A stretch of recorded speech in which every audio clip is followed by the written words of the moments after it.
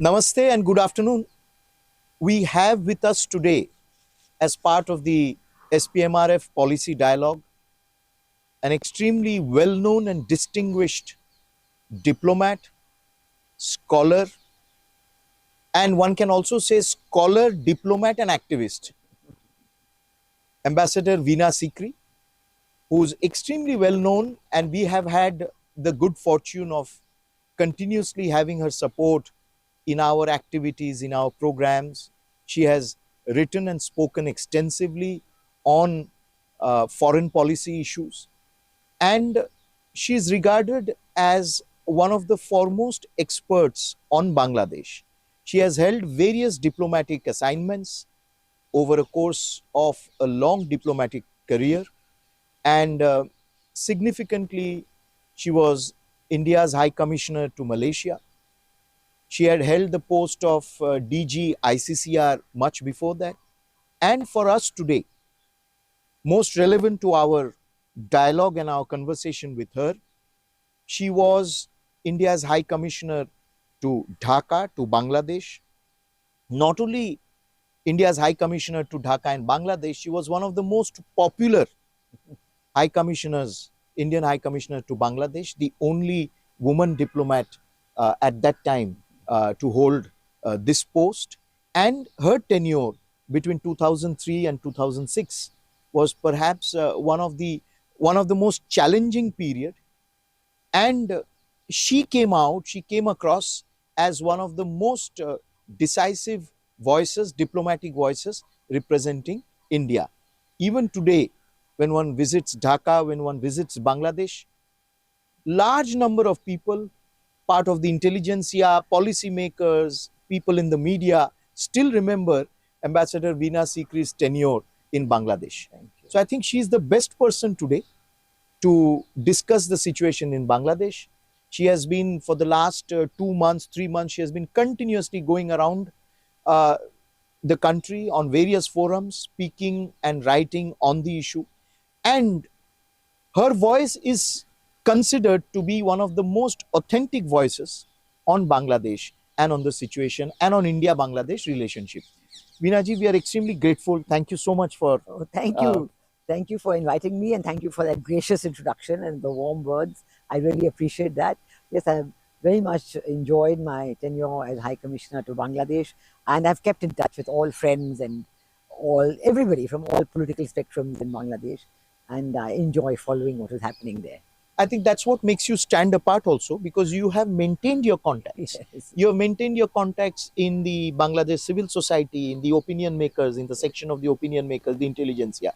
And that is why I think everyone would agree with me that what you say on Bangladesh has that authority behind it, and has that credibility behind it. Thank you. So I would just like you to tell those who are listening to us the situation today in the last 100 days as we have seen it, and especially the situation to do with the minorities, with the Hindus, with the Buddhists and the Christians, and how do you see it evolving and the challenges, and then we'll again come across other issues. Well, yes, it is true that today, at the end of 2024, Bangladesh is facing what is being described as an existential crisis.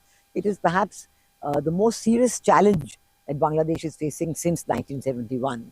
And I say this with a certain degree of concern and thought, because not since 1971 have we seen this kind of a deliberate, sustained effort to overturn the values of the 1971 war. And of course, the attacks on the minorities, the religious minorities in Bangladesh, the Hindus, the Christians, the Buddhists and others, this is part of it. Because if I can recall to you what happened on 25th of March 1971, when Yahya Khan had come to Dhaka to talk to Sheikh Mujib. Sheikh Mujib had just won the elections, the 1970 elections, and he had this huge majority in all of Pakistan, and by all rights, he should have become the Prime Minister of Pakistan at that point. But leaders in West Pakistan like Zulfikar Ali Bhutto, others were determined not to let him become the Prime Minister of Pakistan. And when Yahya Khan came for talks on this subject in Dhaka, on 25th March, he finally broke off the talks. He quietly left Dhaka, and he gave instructions to the Pakistan Army in Bangladesh, in the then East Pakistan, to launch what is called Operation Searchlight. And in Operation Searchlight, there was launched a genocidal attack on the people of the then East Pakistan, which was launched in March and continued right up to Victory Day on December 16th, 1971. The first instructions to the army were twofold: to arrest Sheikh Mujib and bring him to West Pakistan, and secondly, to attack and kill the religious minorities in Bangladesh. The straight attack they went was to Jagannath Hall in Dhaka University, and they started killing the intellectuals and all the people, the people in Dhaka University who had resisted the might of the Pakistan army and government, and also particular focus on the minority. So this is what happened in 1971. This time, exactly the same thing happened. And on 5th of August, that has been well documented even by the papers of Bangladesh, like Pratham and others. On 5th of August, the minute that Sheikh Hasina, who had been Prime Minister for 15 years, the moment she left Dhaka, she flew out of Bangladesh on a military aircraft. The first attack by the Islamist groups were the minorities of Bangladesh. And from that afternoon itself, the attacks were launched on the minorities. And Pratham has recorded in its study published on 12th September that between 5th August and 20th August, 15 days, it covered this period, at least 1,068 attacks were mounted on the minorities. At least. And actually the Bangladesh Hindu, Buddhist, Christian or Kyojot, they have calculated more than 2,000 attacks in the same period. But Pratham says at least 1,068. And, you know, all the abductions, the killings, the ransacking of properties, the, you know, tearing apart of business establishments. And even the Archbishop of the Roman Catholic Church of Dhaka gave an interview and said, yes, it is terrible. He's never seen anything like that. And he said that the reason why these things are continuing was nobody gets caught. Nobody's being arrested, you know, nobody's being punished. So now the question comes, why did Sheikh Hasina have to leave Dhaka on 5th of August? What actually happened? So I think the ostensible excuse for this was students' revolt. And that is always being talked about as, you know, a spontaneous student uprising and so on. Actually, this is completely incorrect. As far as the students' concerns are there, 6 years before that, 6 years before June or July of 2024, that means in 2018, the students of Bangladesh had gone to Prime Minister Sheikh Hasina, she was still Prime Minister, and had told her that they wanted that the reservation be made for children of Mukti Joddhas and others in jobs and so on, in government jobs and other places. They wanted it to be removed because, you know, they wanted jobs, and they felt that over the years the reservations had gone up to 56%, which is a very high figure. So at that time, Sheikh Hasina was preparing for her 2019 election, and she agreed. She readily accepted the demand of the students and said, all right, from now on there is no reservation. So for actually 6 years, there had been no reservation of any kind. Then this year, in the month of, I think it was June, somebody went to the High Court in Bangladesh asking that the reservations be reintroduced. And the judge of the High Court, for some reason, accepted that. Immediately, the students who were very upset, they went on strike again, but it was very peaceful. They were very peaceful demonstrations. And they were in touch with the government of Sheikh Hasina. And she assured them that she would take action. And she said, I'm going to go to my government will go to the Supreme Court, and we will then make sure that we go back to the earlier decision and so on. So this was happening, and I saw all the visuals, you know, when the students went on strike. And she was taking it in a very logical yes, way. in a very logical. You know, let's go to the Supreme Court. Let's go to Supreme Court. And yes. I'm also, you know, for with this you and all that. With you. Yes. And all the visuals showed very peaceful. You know, the students are standing in one place, the police there is there in another place. So it was very peaceful. And in the meanwhile, to show how calm the situation was, actually Sheikh Hasina made 2 visits. She came to India at the end of July on a bilateral visit. And she went to, she came to India at the end of June on a bilateral visit, June 24. And she went to China in early July on a bilateral visit. So, I mean, to show that she was leaving the country, doing her normal, bilateral visits and so on, shows that the situation was very normal. And she had a very good visit to India at the end of June. Very important decisions were taken, on how to carry forward the relationship. When she went to China in July, that was the first time I think that I got a clear indication that something was going to happen, because or something was afoot, something was not normal. Because although her visit to China had been planned for a long time, the Chinese government treated her very shabbily. They didn't give her due protocol. There was virtually no meeting with Xi Jinping, just a kind of an introductory meeting, and then he left, and then the Prime Minister of China was having the discussion with her. And in China, the Prime Minister is really more or less a bureaucrat. So she was very upset by this. No banquet, no protocol of any kind. And in fact, she decided to leave China one day earlier than planned, which is very unusual. I mean, first of all, for the Chinese to invite somebody to their country and then treat them so badly is very unusual, because they could easily have postponed the visit. Okay, come later, we won't have the visit now, and so on. But to invite her, to let her come, and then to treat her like that sounded to me as something very, very strange. And it was absolutely on my mind, I even wrote about it, that something is afoot, something is being planned. And when she came back to Dhaka, the students' riots after the 14th of July, suddenly it worsened. So, really speaking, I would tell you that this whole push to have her removed, obviously part of a very long term, very carefully devised plan, where the spontaneity, so called spontaneity of the students was used as an excuse to say that she removed them.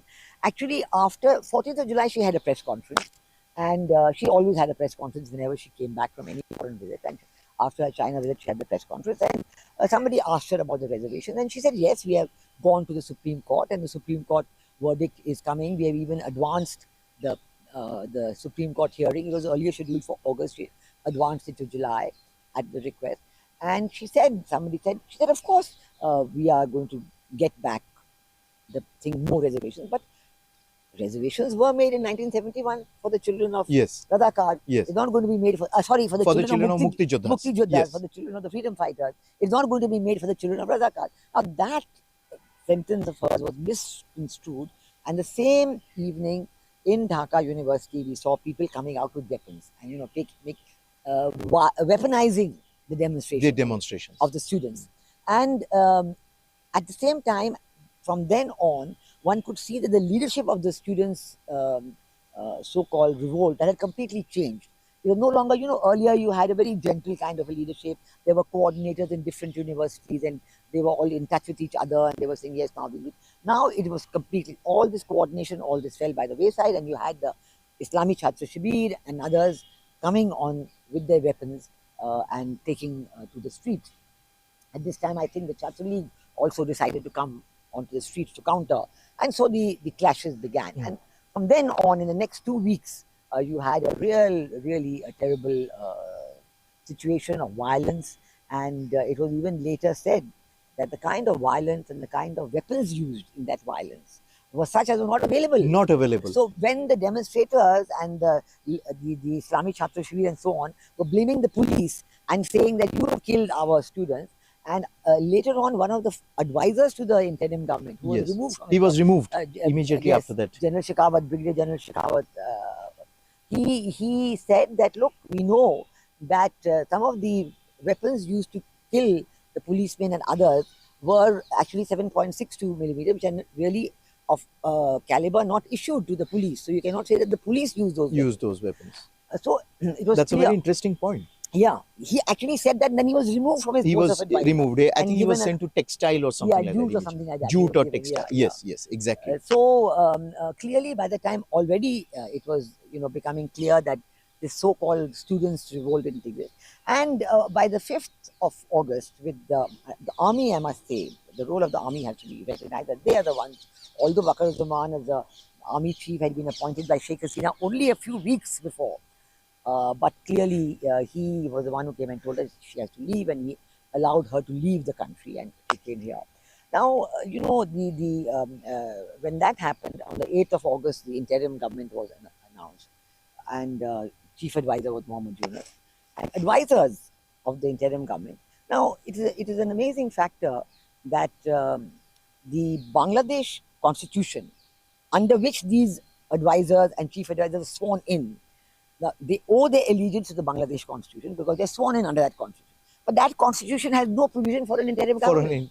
So really, this government has no constitutional validity. It has a provision for a caretaker government, I believe. No. The constitution today, as it exists, doesn't have a provision. Does not have the provision, because you're right that in earlier drafts of the constitution, the constitution did have a provision for caretaker government, but that caretaker government had become very controversial right from 2006 or so onwards, when Begum Khalda Zia was Prime Minister. I was there at the time.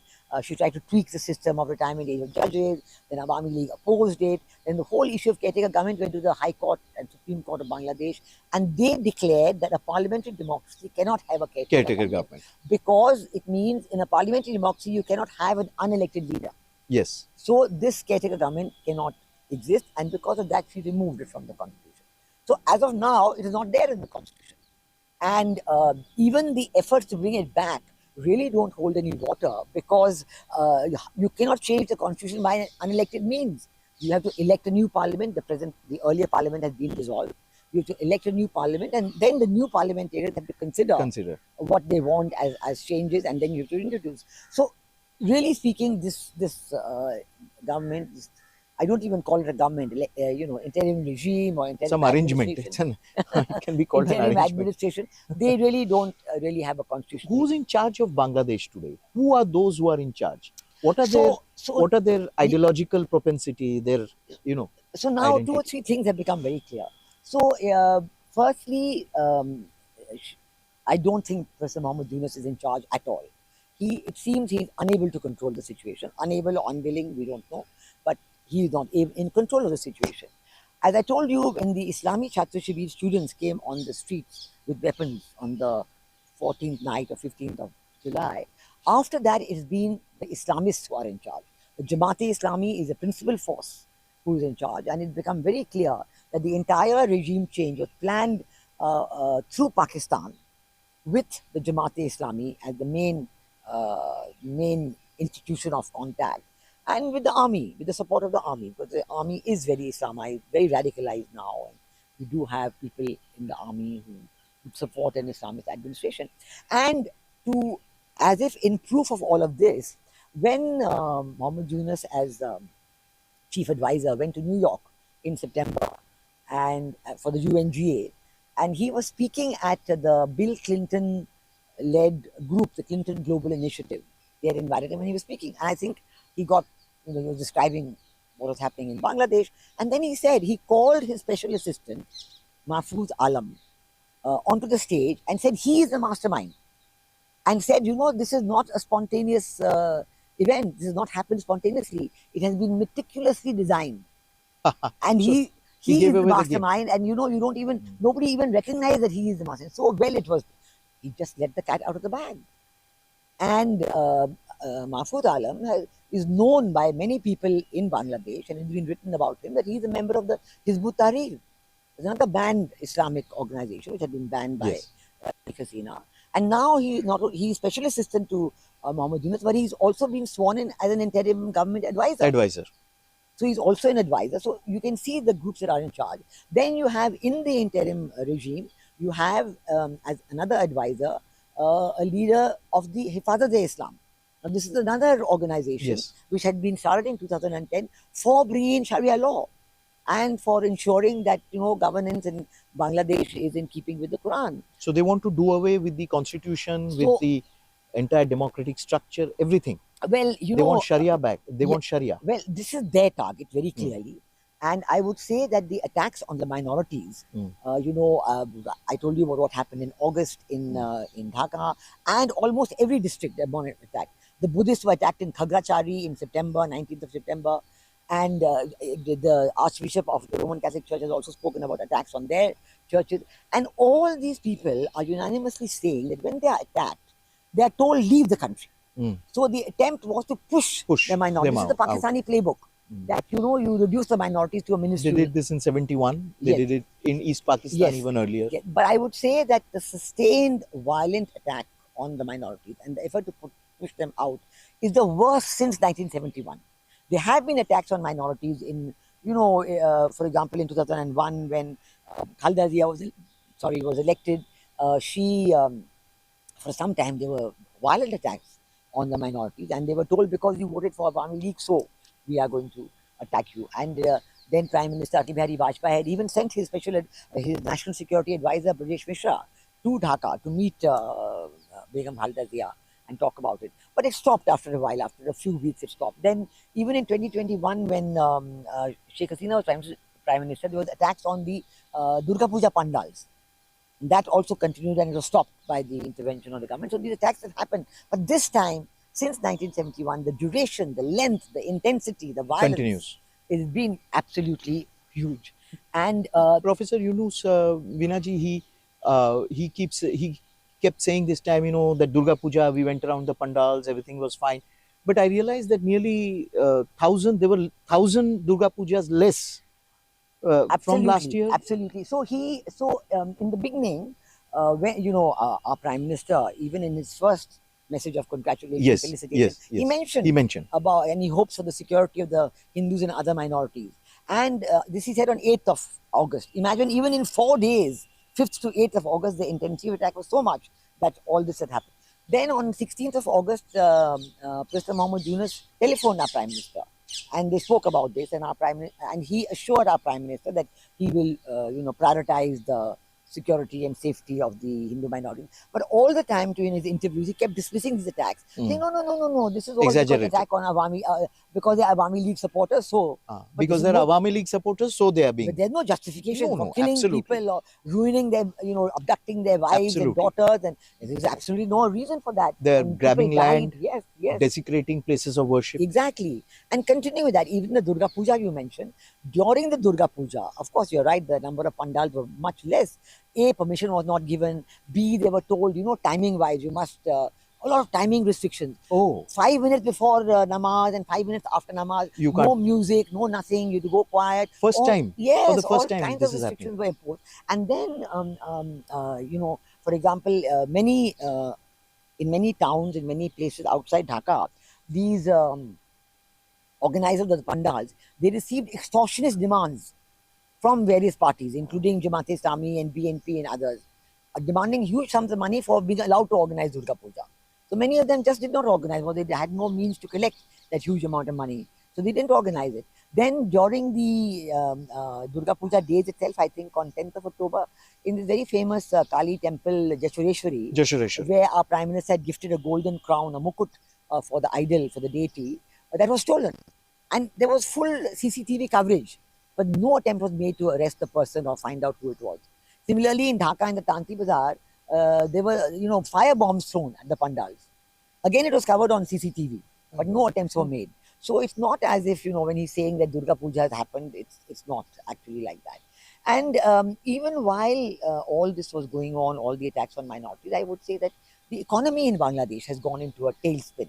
Under Prime Minister Sheikh Hasina for 15 years, the economic growth was very robust. Very robust. And we contributed to that. 8%, for 15 years. Yes. And they actually have now graduated from LDC status, which is a great achievement. But then now it's completely gone into doldrums. And many factories are not open. They're saying as many as 30-40% of factories in Bangladesh may be still closed. Workers are on strike. They're also making their demands. So all this is happening, in Bangladesh right now. So I would say that the situation is very delicate, and we don't know whether the. I had just two very 2 points. One is the condition of the BNP. I mean, in 2001, we know that the BNP had an alliance with the Jamaat, but it was the ruling party at that time. Somewhere there's a feeling, I don't know whether the BNP realizes, because you have some of the leaders making some very peculiar, provocative statements against India, absolutely uncalled for.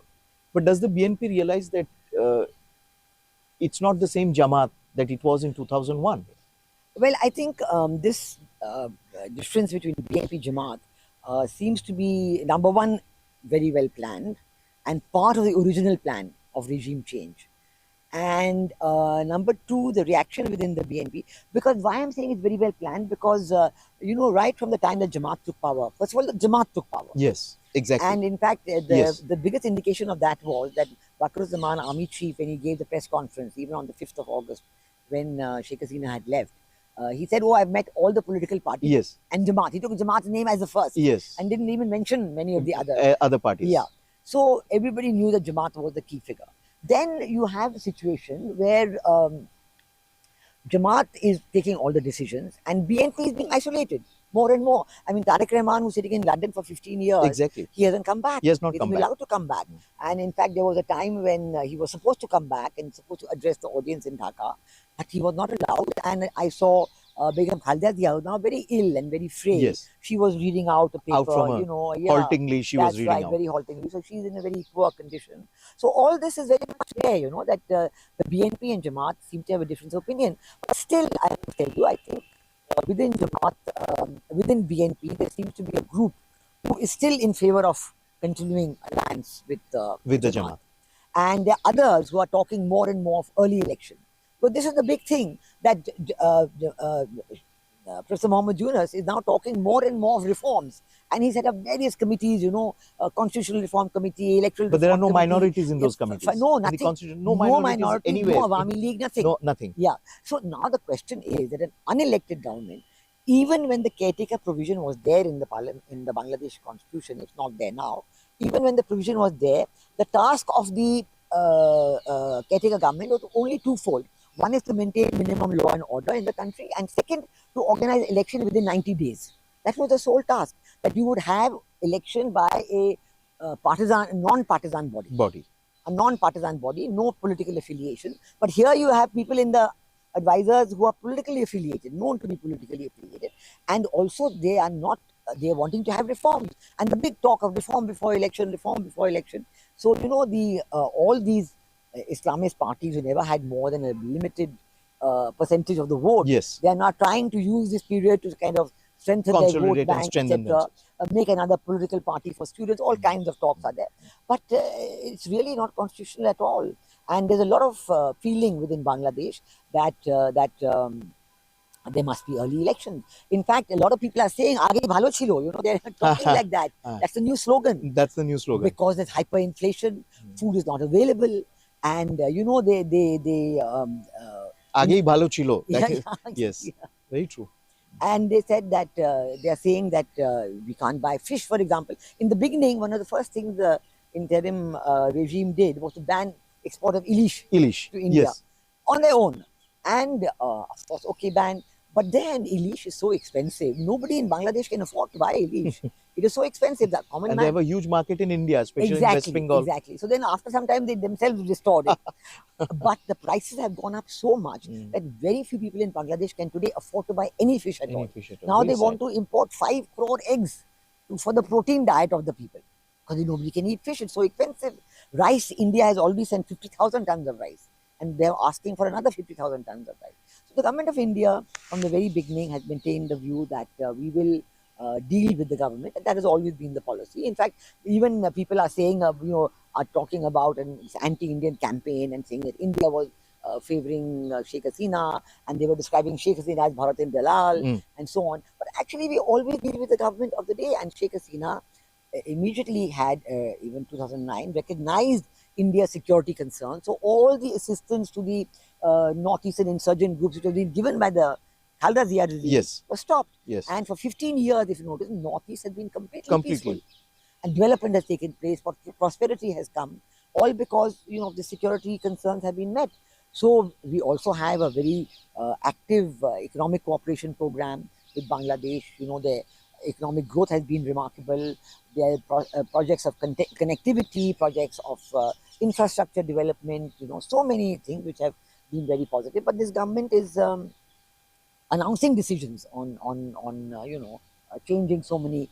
But in keeping with the view of the Indian government that we will deal with the government and we are prepared to continue the normalcy of the relationship. We want to continue the normalcy of the relationship. Our foreign secretary was there on the 9th of December in Dhaka, and he had a very good meetings with all, with his counterpart, Jashimuddin, foreign secretary, with the Foreign Affairs Advisor Tawheed Hussain and with and called on the Chief Advisor Mohammed Yunus also.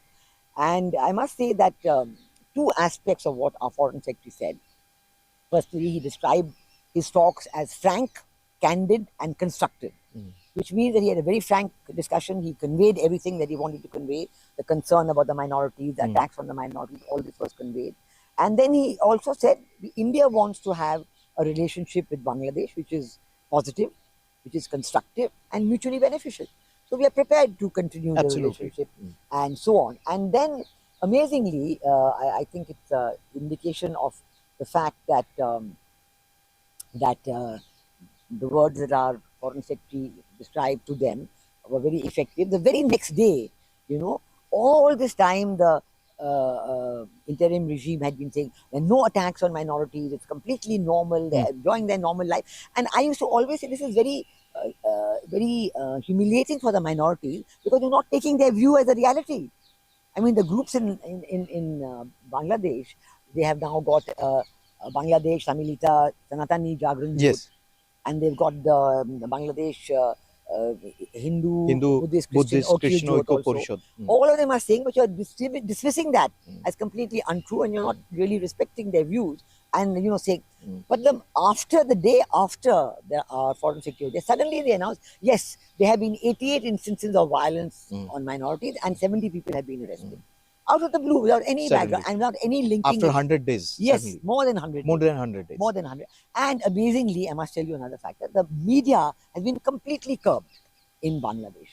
And there are controls on the media houses have been taken over, hundreds of journalists have lost their job, their press accreditation has been removed. So this is very disturbing. Yes, hundreds of journalists are in jail. Complete clamp down on, on the media. Journalists have been jailed, they're charged with murder. Oh. And it is a very, very serious incident. Even the American-based Committee for the Protection of Journalists, they have also come out against it. The National Owners Association of Bangladesh, they have made a strong remark. They've called it mob justice. In Bangladesh, the judges have been removed by mobocracy. The mob goes, mostly Islami Chhatra Shibir, they surround the judge and force him to resign. And then a new one at the point. They're not authorized to appoint new judges, but still they are appointing them. So all this is going on. So the judiciary, the academia, all are being affected. Judiciary, academia, the police, media, police. They say even the Hindu sub-inspectors are all... Are being dismissed? Yes. Some of them mostly being forced to resign. They come around them. Vice chancellors of universities, Buet Vice Chancellor, the Khulna University Vice Chancellor, they've been forced to resign. Chittagong University Pro VC. So the situation is very, very delicate, and I think that there is no certainty about how it will evolve. I think, in my view, the only answer can be to have inclusive, fair and free elections as early as possible. I would say maybe in the next 6 months, something like that, we just have it, because these kind of reforms, they can't take place before, I mean, when you're excluding the minorities altogether, you're not even keeping them in commissions, you're not appointing them. And these commissions have no meaning. Have no meaning. You can order any report you want. Exactly. But the report can only be considered by an elected parliament. You can't suddenly say the constitution has been changed. We are reforming it, we are changing it. Exactly. And the people themselves, they've been keeping quiet and they don't want all of this. What is surprising, to end with this point, that Professor Mohammed Yunus is a Nobel laureate. He's supposedly has an international standing. But those of his among his peers, other Nobel laureates, some of whom we know very well, who have been extensively speaking about human rights, have been writing about it, have been argumentative about human rights, the need to protect it, are strangely have been silent. Yes, completely silent. They're congratulating Professor Mohammed Yunus, but not saying anything about the situation prevailing under his official leadership. So it is very unsettling what is happening, and I think we've seen remarks by President-elect Donald Trump. He said that there's chaos in Bangladesh and there's barbaric attacks on Hindus and Christians in Bangladesh. Then 3 days ago, the British Parliament discussed it. And they talked about ethnic cleansing in Bangladesh, and they called Bangladesh being on a knife's edge. So it is really on a knife's edge, because I think the most interesting point, and I think we can end with that, is that this the minority communities in Bangladesh have unprecedentedly taken a very strong stand this time. You see, we all know, we all say that, from 22% it's come down to about 9% now, Yes. total minorities, Yes. including the Hindus and the Buddhists and the Christians. And this is because of all the, the indignities and the, unlawful attacks on them. Now it's 9%. But this time, right on the 9th of August, even 1 or 2 days after that Muhammad Yunus has become chief advisor, they had demonstrations, very peaceful demonstrations in Dhaka in August, then in Chattogram in September and September, October, and then in Rangpur in November. Yes. And each time they're saying they have made an 8-point demand. Yes. And the 8-point demand is asking for a law on protection of minorities, a ministry for protection of minorities, And then the place of worship, protection the of places lands, of worship, protection. and that that the people who have committed all these illegal acts on them Yes. should be caught and Yes. punished. So like that, normal. And Chinmoy Krishan Das, who was formerly with ISKCON, he is among the leaders of this this Sanatani Jagran Jodh, and he has made this demand. But now they've arrested him and put him in jail without bail and not even allowing him a lawyer. So it's complete travesty of justice what is happening in Bangladesh. But the minorities are determined to stay on. They're saying they're going to stay on and they want their rights, and they're holding a number of peaceful demonstrations. Maybe this itself has got the Jamaat-e-Islami worried. Thank you very much, Veenaji, because I think it's very important that voices like yours are continuously heard. And it's very important that cutting across a cross section in this country, citizens of India must be aware of what is happening in Bangladesh today, because it concerns us all. Yes. It concerns our national security. It has a historic and cultural link to our past. And therefore, I think there's one thing that we as citizens of India, we can do, is to continuously raise the issue. Yes. To keep the issue alive. Yes, absolutely. And I think that in India today is remarkable. I've seen even in the short 100 days, a real uprising of popular opinion against what is happening in Bangladesh and the attacks on the Hindus and other minorities. And from all communities, all religious leaders and intellectual leaders, there is a group, Citizens for Fraternity, led by, in fact, my batchmate, Dr. Yaqub Qureshi. And he and Dr. Najib Jung and others, they've written a letter directly addressed to Professor Muhammad Yunus, saying that they're deeply disturbed. And he says, as Indian Muslims, we are ashamed of these attacks on the minority. And this is not in keeping with the tenets of Islam. Yes. So, this kind of unanimous approach that is coming, even the Grand Mufti of Kerala and other people, Shahi Imam, they're all talking the same Shahi way. Imam also has given a statement. So I think this is a really an eye-opener for many people in Bangladesh, that everybody in India, they're seeing it as really a travesty of human rights and attack on these people. I think this the interim regime has to take deep note of all of this. And in the West Bengal Assembly, Suvendu Adhikari, calling for a march to the border, Benapol, Petropol, and saying we have to stop exporting things to them, stop the trade. So these are kind of demands coming in because of the. Okay, thank you very much, Veenaji. I think it was very informative and it was very timely. Thank you. And we look forward to having you again. Okay, yeah, thank you so much. Thank you.